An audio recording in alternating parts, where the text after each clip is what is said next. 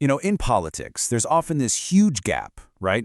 A gap between the high-level strategies being played out and the reality that people feel on the ground. So today, we're going to dive into that gap through two really intense battles. First up, a raw fight for political power in California, and second, a national debate over safety and crime. Let's see what the source material tells us about who wins and who might be losing out. Wow, okay. This quote, it really gets right to the heart of our first story, doesn't it? It frames this incredibly tricky question. To protect something like democracy, are you allowed to bend or even break the rules? Is it possible that, the math on that just doesn't work? All right, so that takes us straight to California. This is where Governor Gavin Newsom has kicked off a major controversy with a plan that's all about how political maps get drawn. So what is this plan exactly? Well, the goal is pretty straightforward. Redraw the state's congressional districts to give Democratic candidates a better shot. The whole idea is to fight back against what Republicans are doing in other states, and maybe, just maybe, flip control of the U.S. House. It's a clear political power play. But here's where it gets really interesting. The public, they don't seem to be on board at all. A Politico poll from our source shows that California voters have a completely different idea.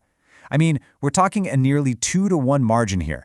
64% want to keep an independent commission drawing the maps, free from political games. Only 36% want to hand that power back to the politicians. So this whole thing sets up a really fundamental debate, right? It goes way beyond politics and gets into this classic philosophical question. Does the end justify the means? Is the goal, in this case, saving democracy, so important that you can use some pretty controversial methods to get there? And this is the argument for the plan, as laid out in the source material. The perspective is that the threat is so huge, so existential, that you have to use aggressive tactics, even if those tactics might not feel totally fair.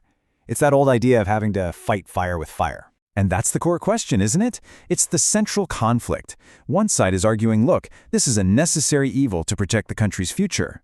But the other side is firing back, asking, wait a minute, can you really save democracy by completely ignoring a system that voters themselves wanted in the first place? So for the critics, it's not just about the end goal, it's about how they're getting there.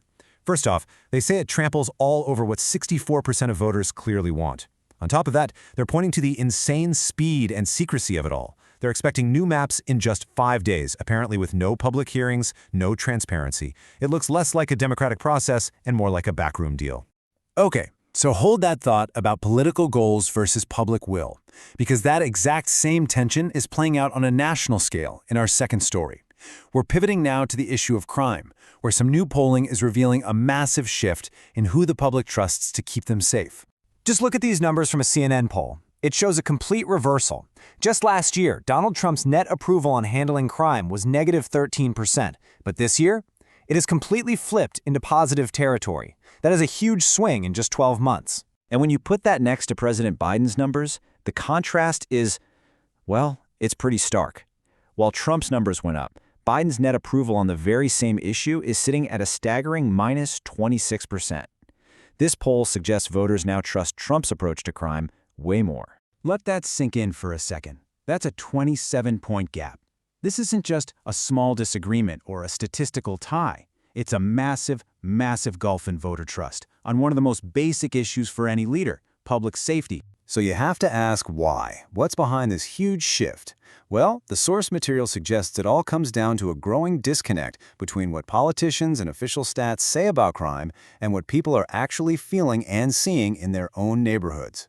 Let's zoom in on Washington, D.C. as a perfect example. A Washington Post poll found that a whopping 91% of residents say crime is a problem. And get this, over half of them, 51%, call it an extremely serious problem. That feeling on the street might be way more powerful than any official report. And behind stats like that are just heartbreaking real-world stories.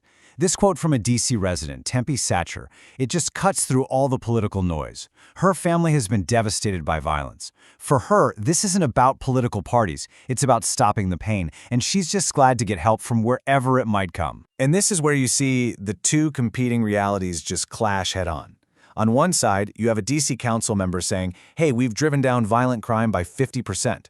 But on the other side, you have a police sergeant filing a lawsuit claiming that the numbers were basically cooked to look better than they are. The official story versus a whistleblower's claim. So, in response to the situation, a federal task force was deployed, and the source reports that in just one night, these were the results. 45 criminal arrests, illegal drugs taken off the street, 3 illegal firearms seized, and, using the terminology in the report, 29 illegal aliens were removed. These are the concrete actions being presented as a solution. So the argument being made in the source material is that there's a real political disconnect happening here. It suggests that for some politicians, their opposition to a policy is less about the policy itself and more about who proposed it, in this case, Donald Trump.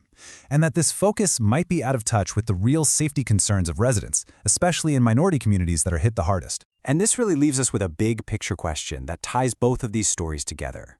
Whether we're talking about redrawing maps in California to win Congress or debating crime policy from Washington, D.C., you really have to wonder, how often do these top-down political strategies actually line up with what people on the ground feel they need to be safe, to be secure, and to be represented fairly?